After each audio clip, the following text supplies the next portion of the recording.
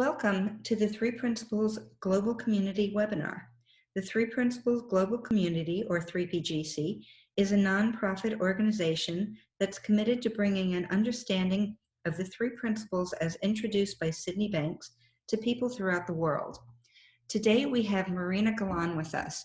Marina is a Three Principles coach and training professional, working with individuals, groups, and organizations all over the world.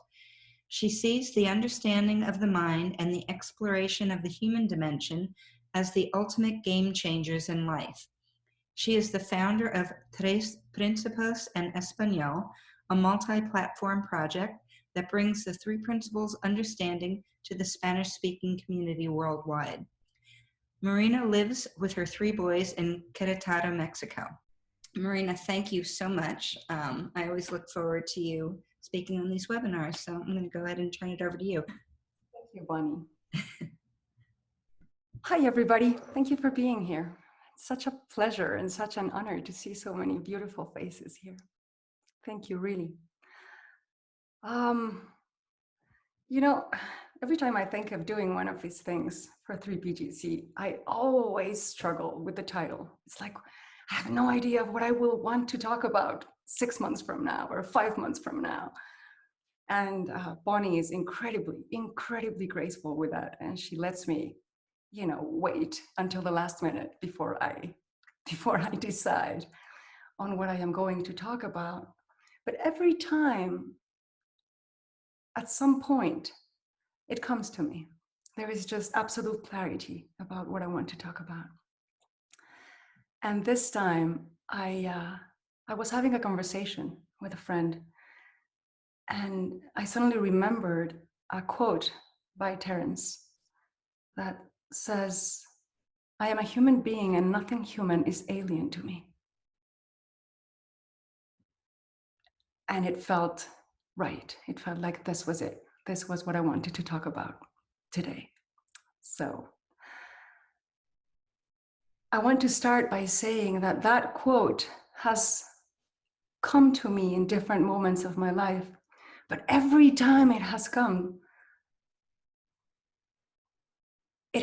with a sense of, oh, of course, this is what he meant.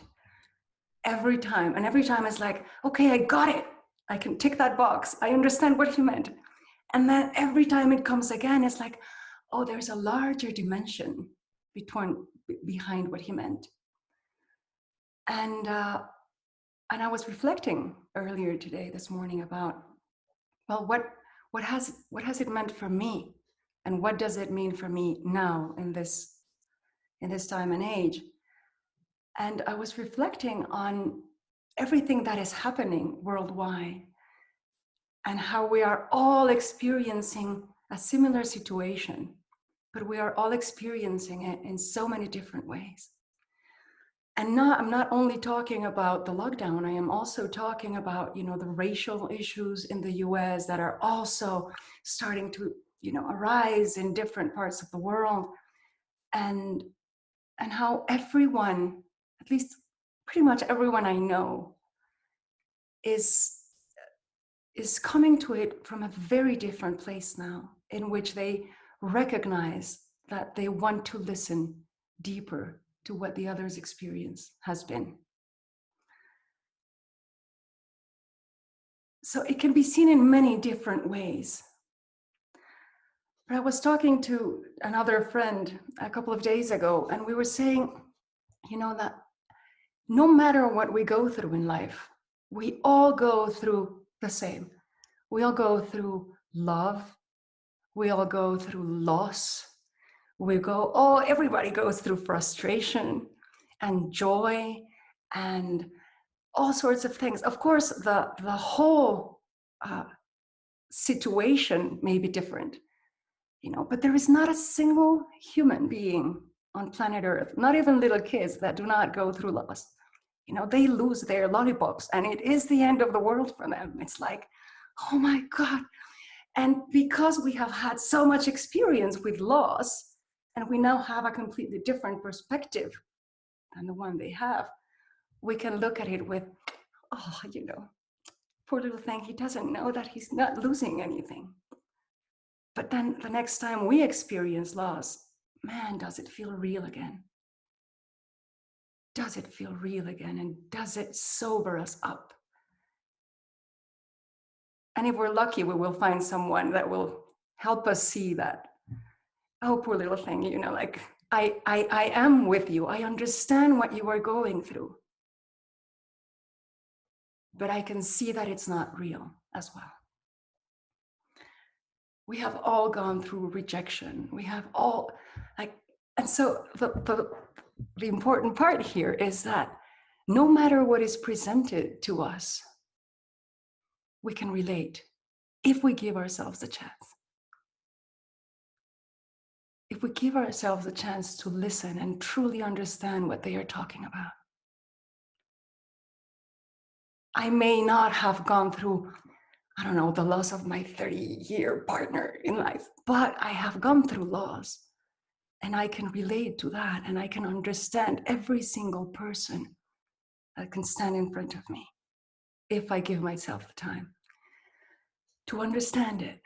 So I found a quote recently by the monk Thich Nhat Hanh, and it said, we can only love what we understand. And we can only understand what we can identify. And we can only identify what we have observed. And so in a very real way, this human connection, this possibility of understanding the other, comes not only from our willingness to observe the other's experience, but to reflect back on our own experiences of whatever they are bringing, so that we can really, truly see through that.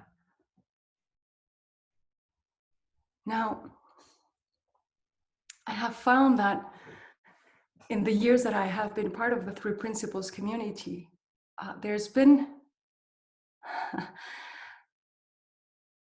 different ways of saying, well, we don't want to listen to the story. You know, we're not interested in that part because the story is not true and the answers cannot be in the story, which is true. But what is also true is that it is through the story that we can reach understanding. So a dismissal of anyone's experience does not help connection. It actually makes it incredibly difficult. Have any of you ever been in a situation where someone dismisses your feelings completely and is like, oh no, of course not, that's not. It's horrible. And you have like a very strong ego reaction. You know, it's like, no, yes, I want you to see this. I want you to recognize it. And I've been wondering a lot about that in the last few weeks, given everything that is happening in the world. And seeing how important it is to actually look at the other's experience. And I'm not going to say validate it, because if you validate it, then you'd go into a whole other area of, okay, I am giving you permission to be the victim, or I am giving you permission to be the perpetrator, or I am giving you permission to whatever. But honor it, recognize it, relate to it.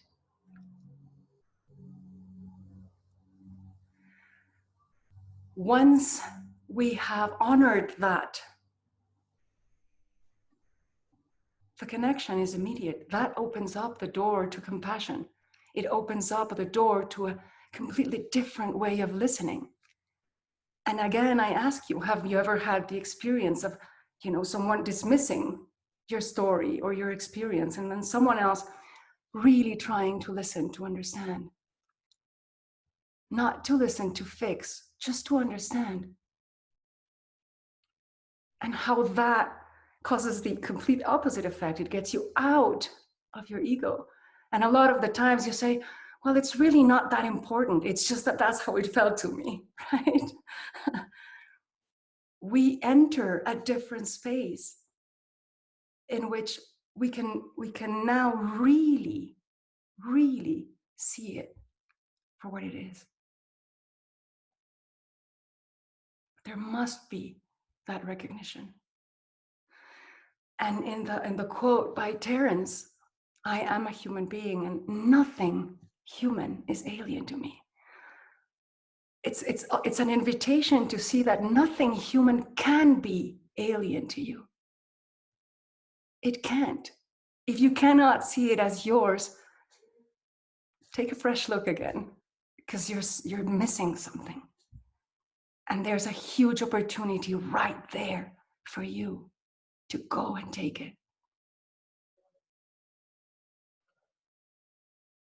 Krishnamurti used to say that as soon as I name myself anything, I am generating violence. If I name myself a Christian, or if I name myself a Mexican, I am already making a division. I am already making a difference.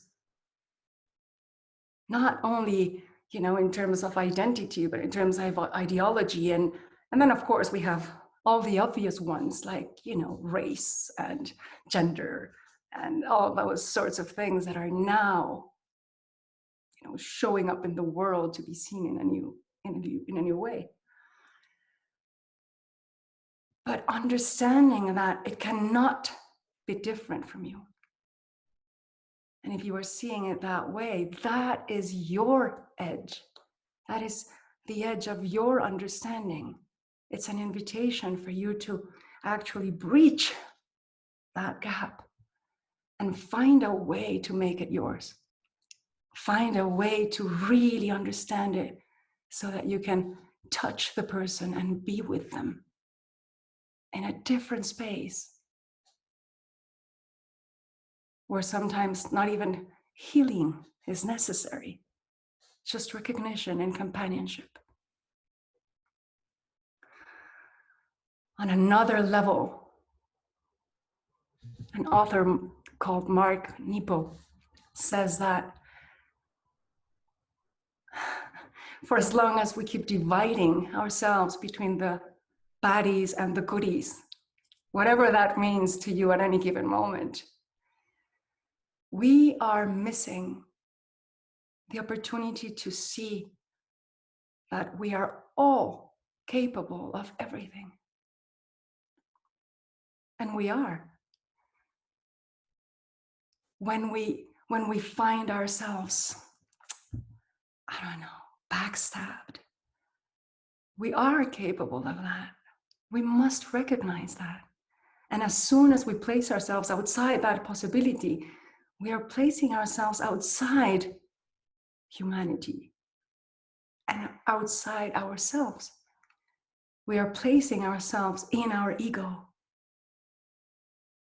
in the idea of what we are. Because someone was telling me the other day, ego doesn't have a point of view. Ego is a point of view. So a point of view implies that you are not present, that you are not in your blank page, that you are not open to the moment.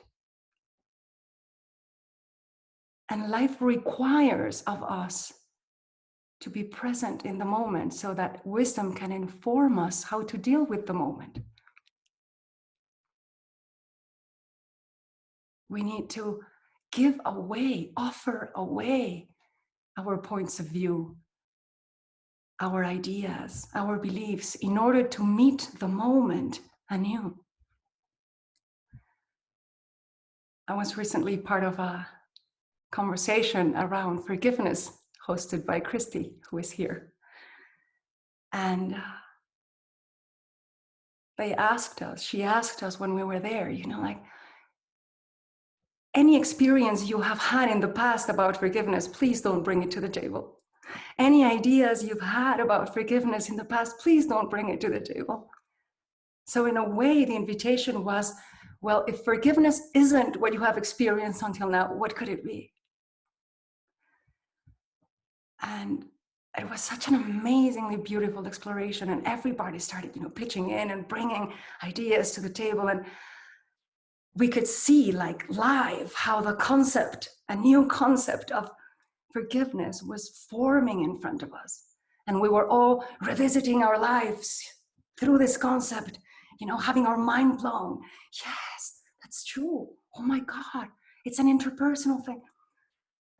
And I reflected throughout that afternoon and I kept revisiting my life. But at night, when I got to bed, I realized, oh, my mind just created a whole new concept. And now I am going to bring that concept with me and I'm going to try to make every act of forgiveness fit that concept. And if it doesn't, it will be incredibly frustrating again. And I will have the experience of, oh my God, I am not forgiving. What is wrong with me? What am I missing? I should know better. And so I revisited my life again from that space. And I realized that every single experience of forgiveness I have ever had in my life was completely different to the next one.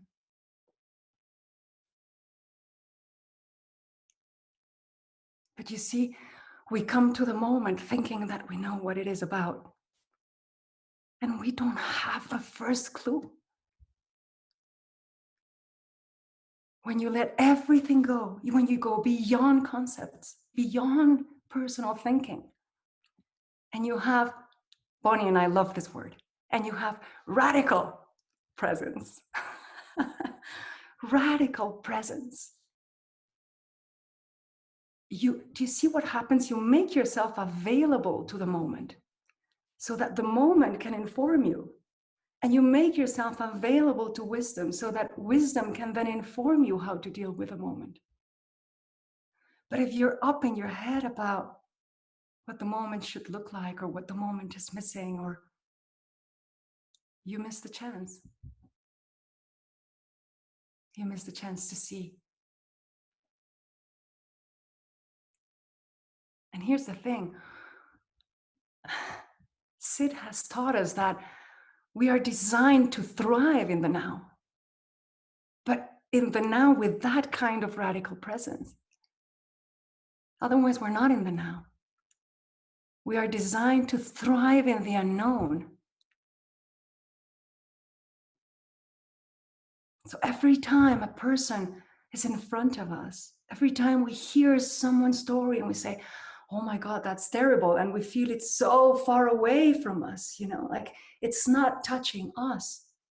Oh my God, it is. It is. And if we are not seeing it, we are the ones missing out. Terence was a slave in his first years. He went through hell. And eventually he was freed. And eventually he wrote all these beautiful things. But truly, to get to that level of understanding and say, I am a human being and nothing alien nothing human is alien to me. Like it shows you that he opened himself up to understand even the counterpart of slavery, even the enslaver. Like he has placed himself in such a state of presence that he can touch and be touched by anything, everything.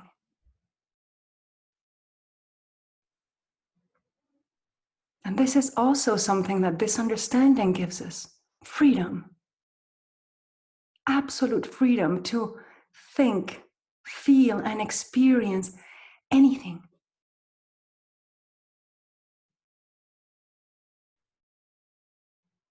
It is not about dividing, oh, this is good experience, this is bad experience, and the understanding is about being in good experience. No, it's about the possibility of feeling everything, experiencing anything, and being able to meet it for what it is, to experience it for what it is, and not from the baggage that we are carrying with us.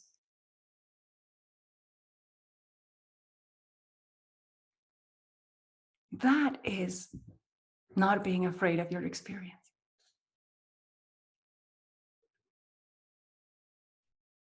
whatever it may be.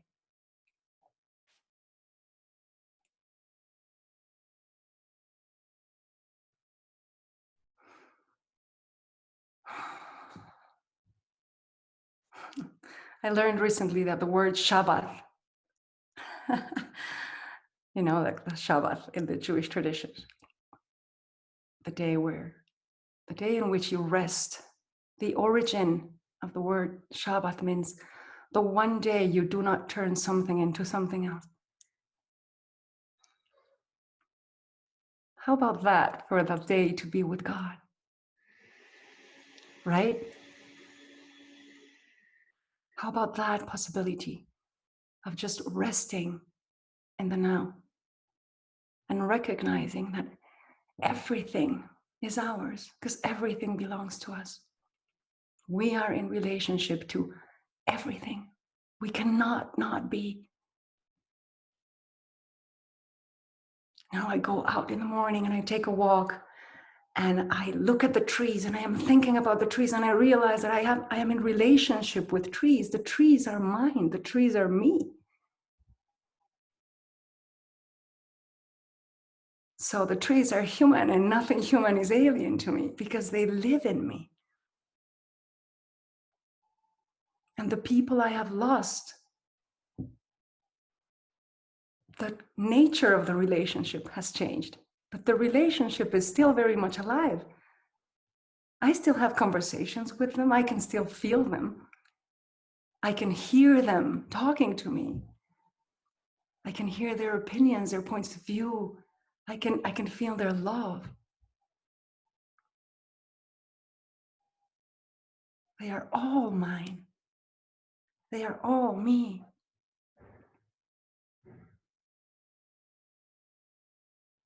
And in this, opening ourselves up to recognizing that everything is ours, we can take responsibility for it in the most beautiful way.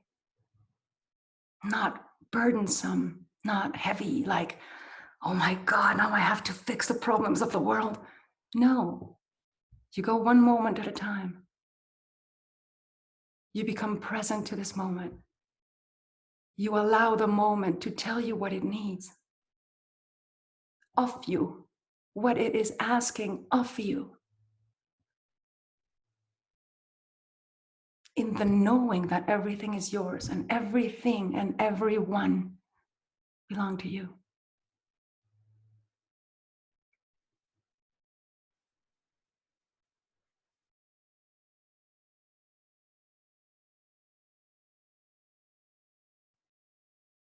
We can only fear what is alien. Do you see?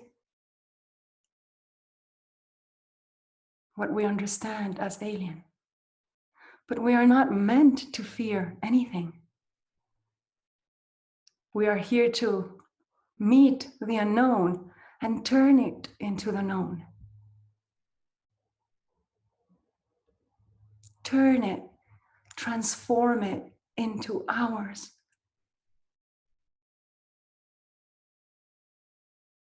And so that finally, like Rumi said, your job here is not to go and find love.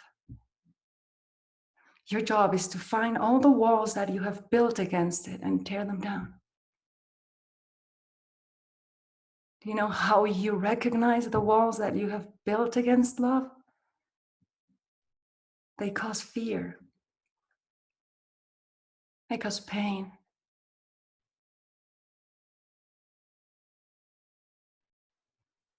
But we are only ever in love or in a call to love. And a call to love is also love.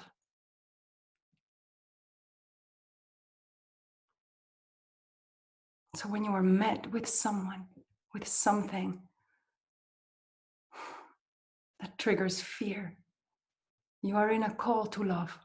You are in a call to presence and deep listening and opening yourself up to understanding.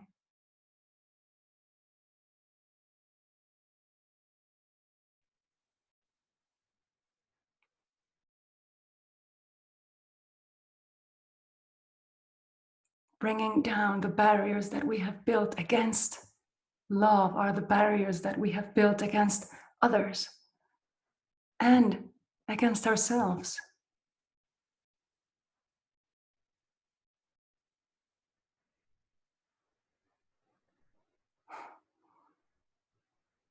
I was talking with someone yesterday and we were seeing that we are absolutely free. We are so free that we are allowed to suffer in whichever way we choose, right?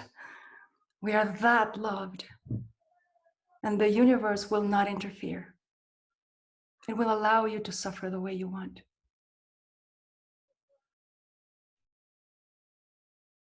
So that level of freedom in which the whole universe is allowing us to be. And yet we cannot let others be. We cannot let ourselves be in peace.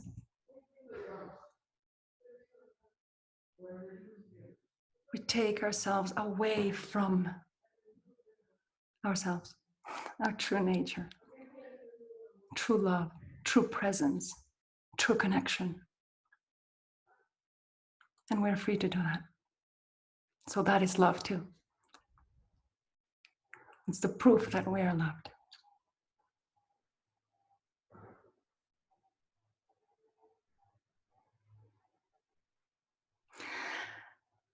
I think that's it. I think that's all I have to say for now. I will really, really enjoy talking to anyone who wants to say something or share something. I want to make you mine. Hi, Marina. Hi, Tom. Hey, thank you so much. It's nice to meet you. Very nice to meet you too. I was really touched by what you just said about something about bringing things in from the formless and making them our own, or bringing them into form, and that's almost like that's our job.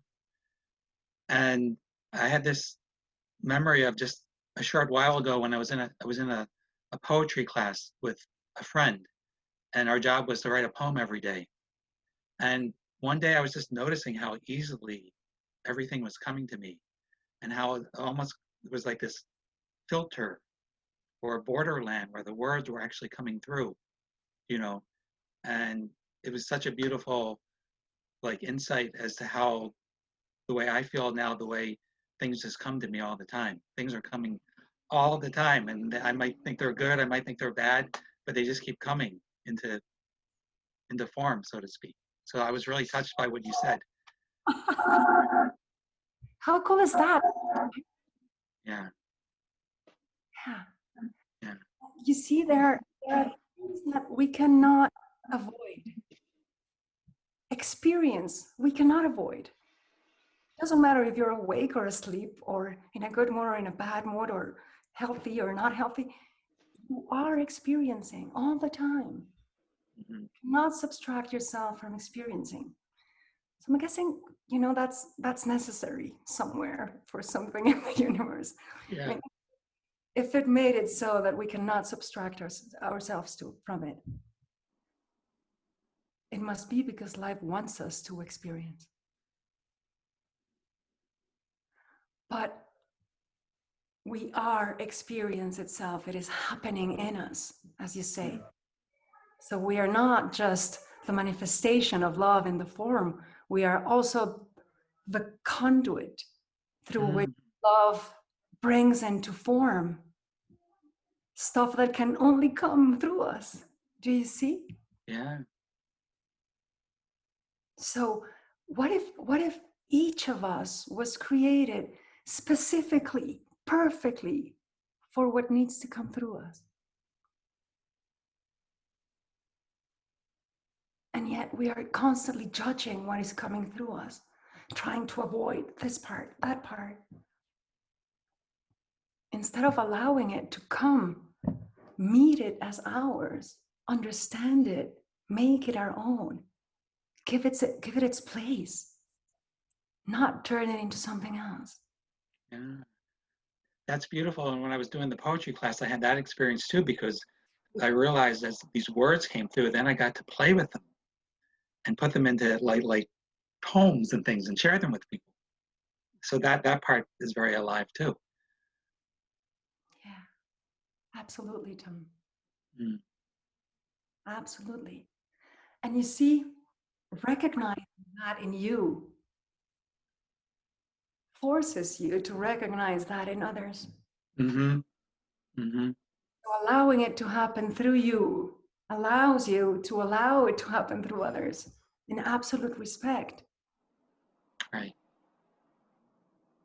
And then you do not become this judging machine, like Yeah. this should not be happening, this should not be coming through. No, this is what is coming through. Yeah. Yeah. You know, the other thing that came up as you were talking was I've realized that most of my life since when I was a teenager and I started exploring psychology and spirituality, most of it was I was trying to avoid all the aspects of humanness that I didn't like. And now that I've come into the principles conversation, now I see that I don't have to avoid it. And actually, the things that come through are very temporary that I don't like. They're very temporary and they're not actually all that bad. So there's not that much to avoid. Yeah, there's not that much to avoid. And so there is really not that much to do.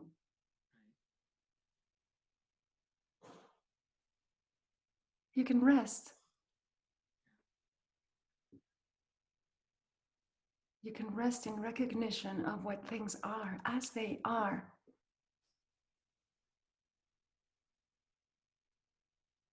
And not having to do anything with them. And allowing that to happen through us is what will eventually allow us to embody ourselves fully, completely.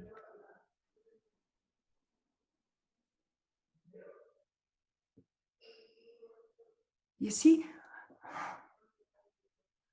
wisdom will not take you anywhere you don't need to go. It can't. So it cannot bring anything that you don't need to experience. Right?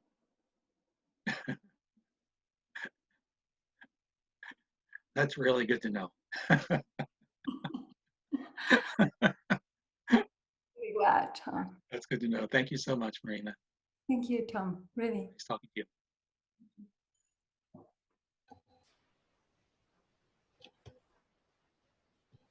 Kinneret? Hi, Kinneret. Yeah, so I have a family member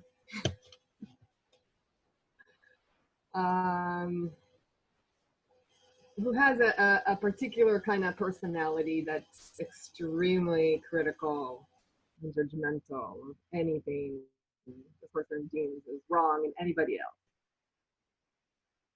And I do my best. Yeah, we all have one like that, and we all do our best, Kinneret. Your experience is not alien to me.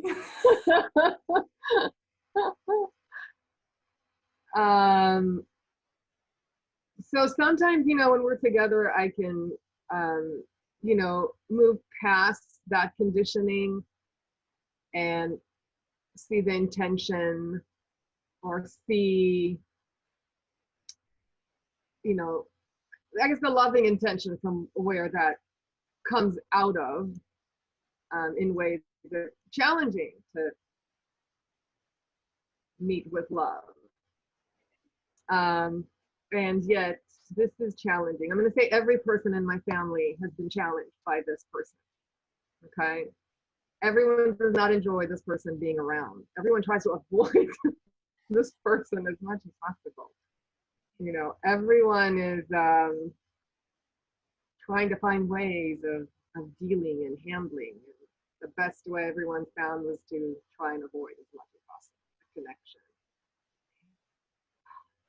So I'm somewhere in there. Most of the times I can be open and spacious and just notice that that's their way of expression. And other times, especially when it comes at me, it's more challenging. Yeah. So, yeah, so when you were saying, you know, that I'm a human being and nothing human is alien to me.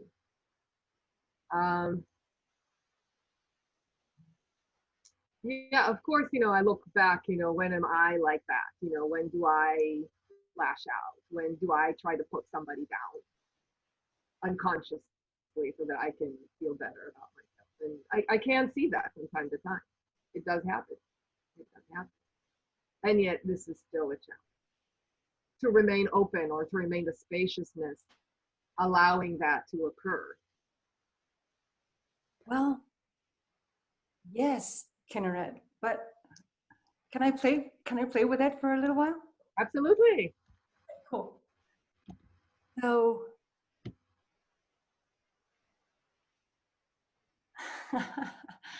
there is the circumstance that we want to change to start with. And then there is our reaction to the circumstance that we also want to change. You see? And so we are not allowing the circumstance to be, and we're not allowing our experience to be, so that we can neither understand the circumstance nor our experience. Because every time we are trying to change something,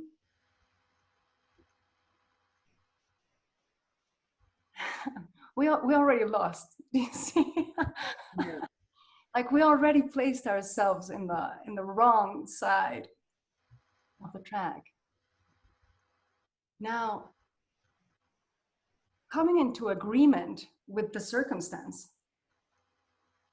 is not just a matter of, oh, I have to come into an agreement with the circumstance so that I can be at peace with it. No, there is a deeper reason that we want to come into agreement with a circumstance, which is, unless you enter agreement with the circumstance, wisdom cannot inform you about the circumstance. Right? Like, I had a client once that understood this the day she lost her phone. And then for 4 hours, she was really upset that she had lost her phone. And she was blaming herself and judging herself and, you know, tracing her steps back and da-da-da-da-da. The second she entered agreement with the circumstance, okay, I lost my phone. Then she had clarity around how to act. You know, I should cancel the phone account, and I should probably, do you see what I mean? But for the 3 or 4 hours that she was not in agreement with the circumstance, she was not informed about the circumstance. She was informed about her disagreement. You see? And so wisdom keeps trying to inform us about how to deal with the disagreement. But because we think it's trying to tell us about how to deal with the circumstance, we miss the whole lesson. We miss the whole guidance. Now, coming into agreement with the circumstance and coming into agreement with your experience of the circumstance opens new possibilities that may not have been seen. You see, like if you don't want to change, if you resist the temptation to want to change your family member, but you also resist the need to change your experience of them, clarity around what to do will be much easier to attain. Does this make sense, Karen? Like if my experience of the circumstance is suffering and uncomfort and da-da-da-da-da, that might be informing me that I want to place myself away from the circumstance, away from the person. I don't need to like him. You see, loving, so Mother Teresa, she used to say that when we judge people, we don't have time to love them, right? Loving someone, allowing them that absolute freedom to be the way they want to be, the way they are choosing to be, implies allowing them to live the circumstances of what they are choosing. You see? And that can bring separation sometimes. And it is a consequence. Accepting and loving does not mean, oh, you have to go through it, you know, and you have a cross to bear. No, it doesn't mean that. It means, well, what would I do if I didn't need to change him? And I didn't need to change my experience.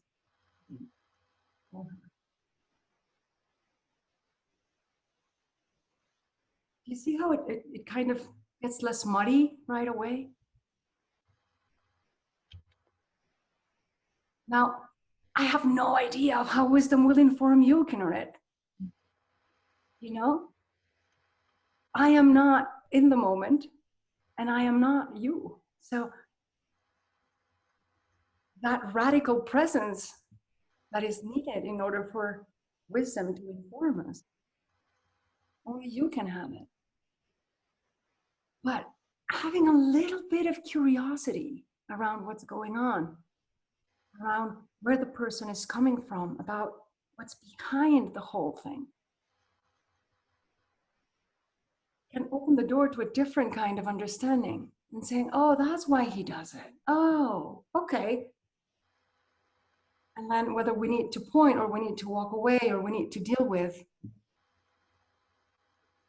and the way we need to do it will become clearer then and there. Does this make sense? Yes? Yeah. Now, do you see how we all have the experience of having, you know, being very intense with others? We all have the experience of being rejected. We all have the experience of having rejected. We all have the experience of struggle and wanting to change ourselves. From that level of understanding, from that scope of, oh, I know what struggle is. I know what it's like to try to love someone that doesn't want to be loved. You see? And in that recognition, you open the door to compassion. You open the door to love. And then love informs you in a different way.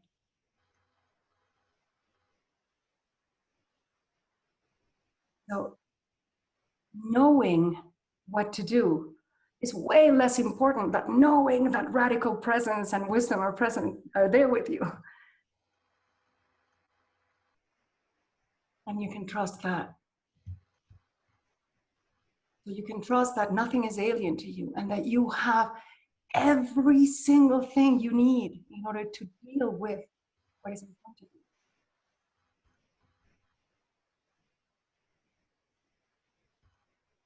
If you didn't, it wouldn't be in front of you.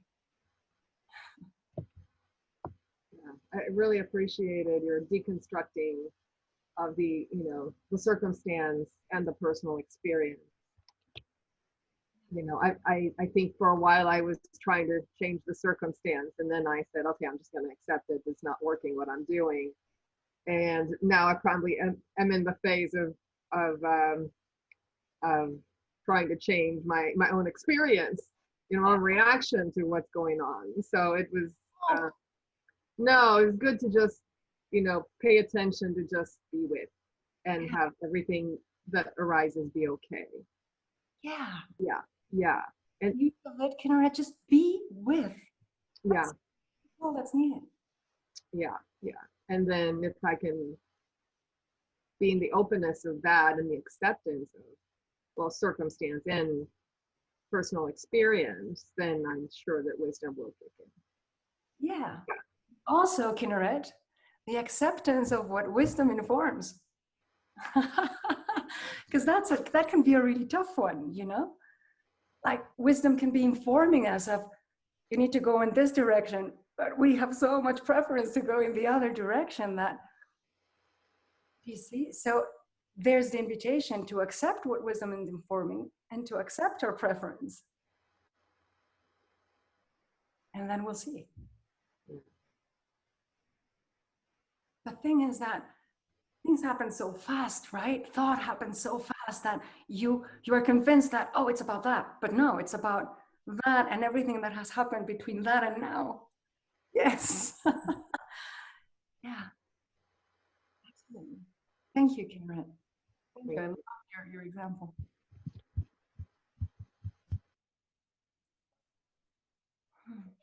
Oh, hi. Alex, my name. How are you? Hi, I'm good. How are you? Really well. Yeah. So much has happened since I raised my hand.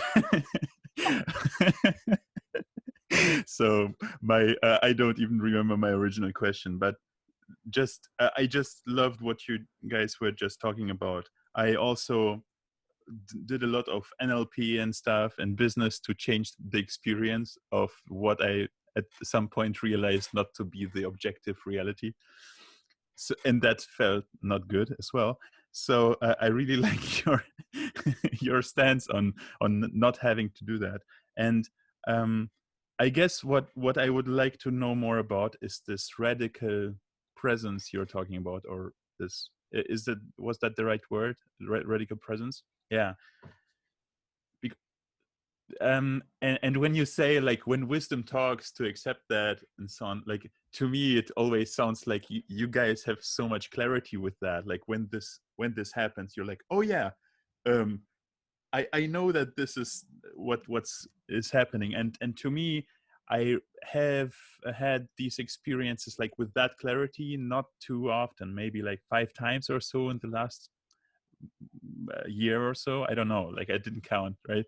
But so to me it doesn't sound like I wake up and I just have this like spirit talking to me, or myself knowing what I'm up to do. And I when you said, now I remembered my question. When you said, like, you don't have to do anything, you're fine, you're something like this. I don't get the words right here, but so what came to me is like, yeah, but this whole Corona thing kind of decimated my business, and like money is kind of going down, and like it doesn't feel like I don't have to do anything, so it must be that like ego is talking something like, oh, you're doing it wrong, and there's something or something like this. So my question is basically like, when do I know yeah, maybe you can talk to this whole radical presence thing, and how for me to better know what to do and how to do that. First of all, I need to tell you that everyone in the Three Principles community always knows what to do. Ha! Yeah. I wish. Come on, Alex. You're trying to avoid not knowing. Do you see? Yeah. Mm.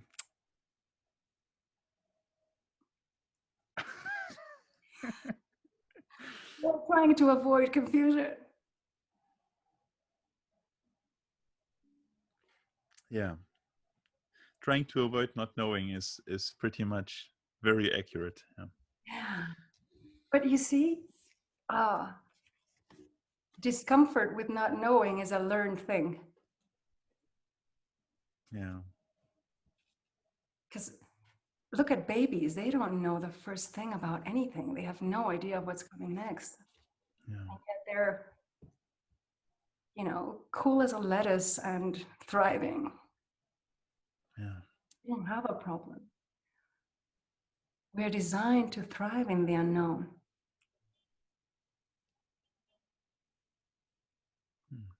That's one way of looking at it. Another way of looking at it, Alex, would be, like George Pransky says, not knowing is as absolute as knowing. What's wrong with that? Like if you know that you don't know, you know. Right? Yeah. And that is why pretty much every tradition out there, not just the principles, has some version of, can you just be in the unknown until you know?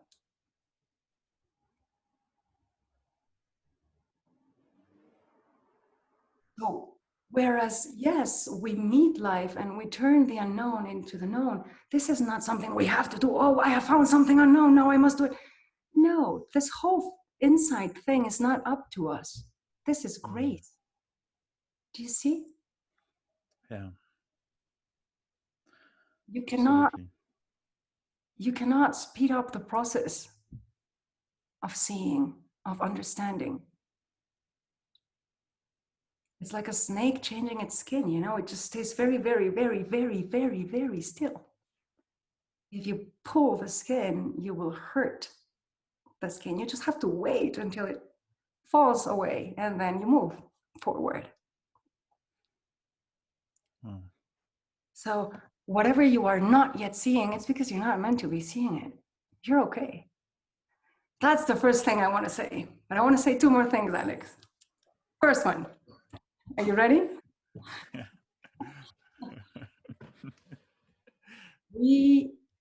We have made life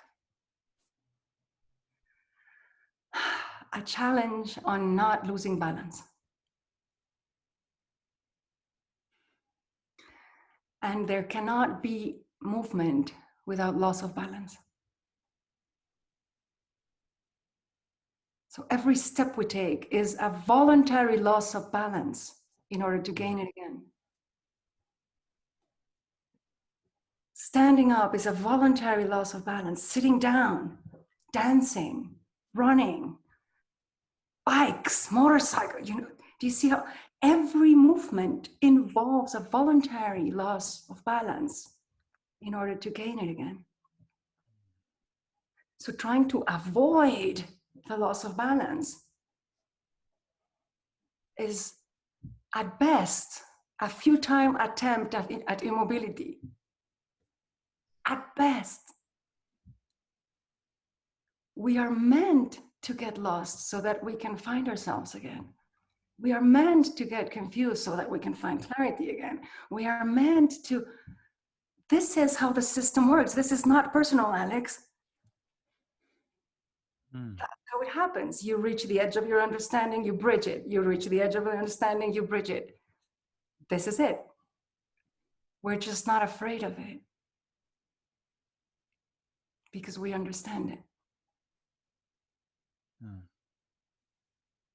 Is it making sense? Yes.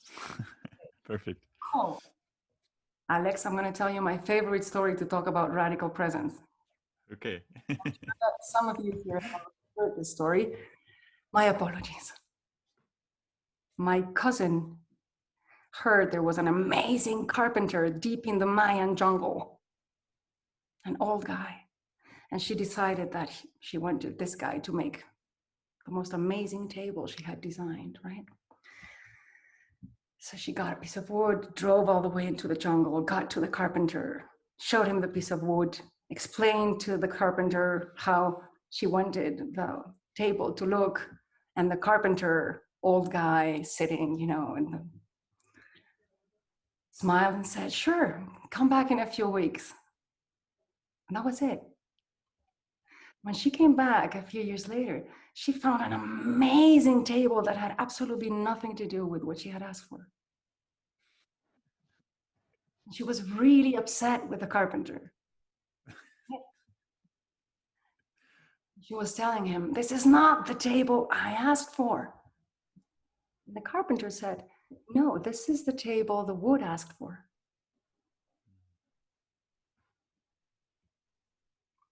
If you wanted that kind of a table, you should have brought me a piece of wood that asked for that. Oh.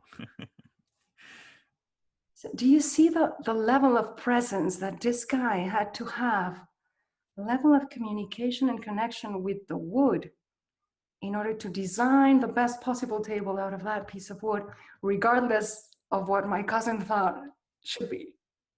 Yeah. Even he thought should be. You see? I have a kid who went through a really, really horrible phase of bullying at some point. He was really, really little. He kept asking me, "What do I do? What do I do? How do human beings deal with insults?" You know? And I was like, well, you know what? There's not a recipe. It depends on who the person is in front of you, the tone of voice they're using. There are so many variables, you know, like sometimes you brush it off, sometimes you laugh, sometimes you punch them in the nose, sometimes you look for help with an adult. I don't know. But you are the one that is there. It's what I was trying to explain to Kinneret. You are the only one who can know how to deal with that, because you're the one that is actually there experiencing it. But you have to open yourself up to the moment, read the moment, and allow that to inform wisdom so that it tells you what to do. Careful, Alex, this is not an understanding that tells you don't do anything and life will be okay. No, this is an understanding that tells you learn to listen for that natural movement when it wants to come through you. That is not coming from the personal. And trust that. So it's not don't do anything. That would be denying the desires that life is putting in you so that it can create through you. Mm.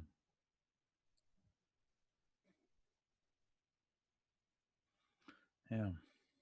So no, you're inspired to do something. By all means, go and do it. Yes. Don't make a lot of rules about how to get there, you know, because you don't want to limit yourself. But by all means, do it.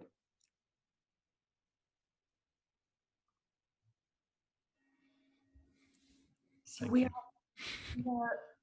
are so used to separating ourselves from life and wisdom as well. Like we do with nature, you know, like we need to save nature. We need to take care of nature. No, we are made of nature. We are made of life. We are made of wisdom. We are the same thing. So I don't know if I should trust life and I don't know if I should trust wisdom. Man, you're here. What do you mean?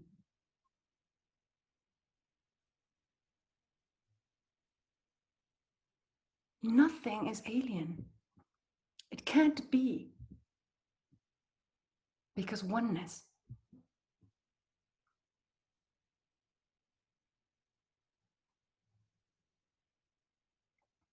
So oneness is not only in the form, it is also in the formless. It's oneness. It's, Sid used to say, it's allness. You see? He used to say, you have nothingness, and you have isness, and you have allness. It's allness, but it's one.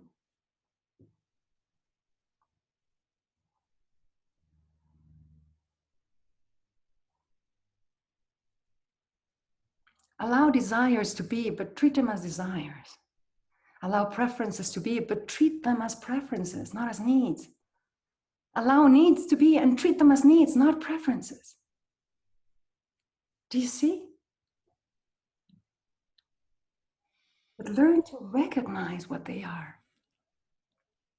So that's a good point. Like I have a very fast brain that is hitting me with lots of thoughts throughout the day. Like some people call that ADHD, and I used to take medications for that. And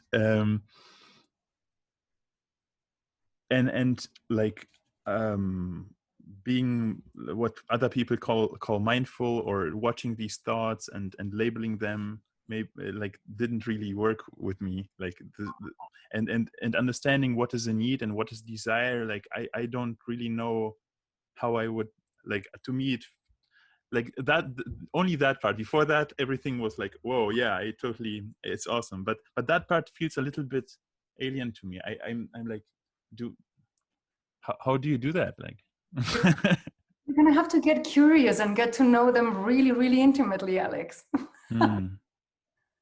Yeah, maybe. Yours. I usually look away a lot, or like use something to. I have a lot of distractions going on, but yeah, I think that's a good idea. Well, thanks a lot. Curiosity is always a good idea, Alex. Mm. Yeah. My grandmother used to say, it killed the cat, but the cat died knowing. There you go.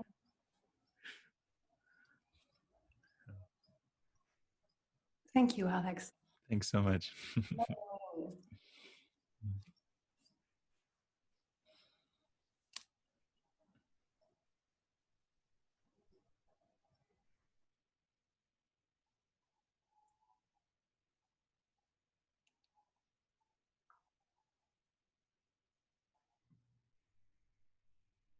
Does anyone else have a question or comment?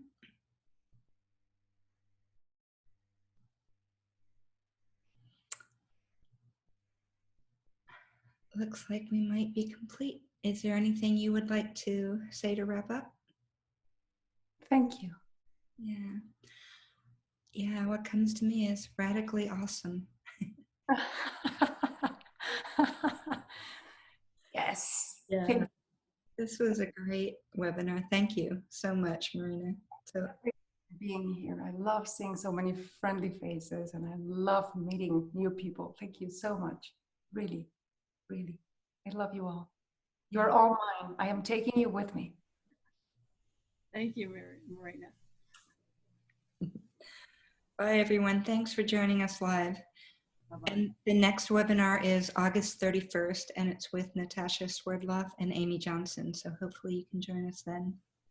Bye, everyone. Thanks. Bye-bye.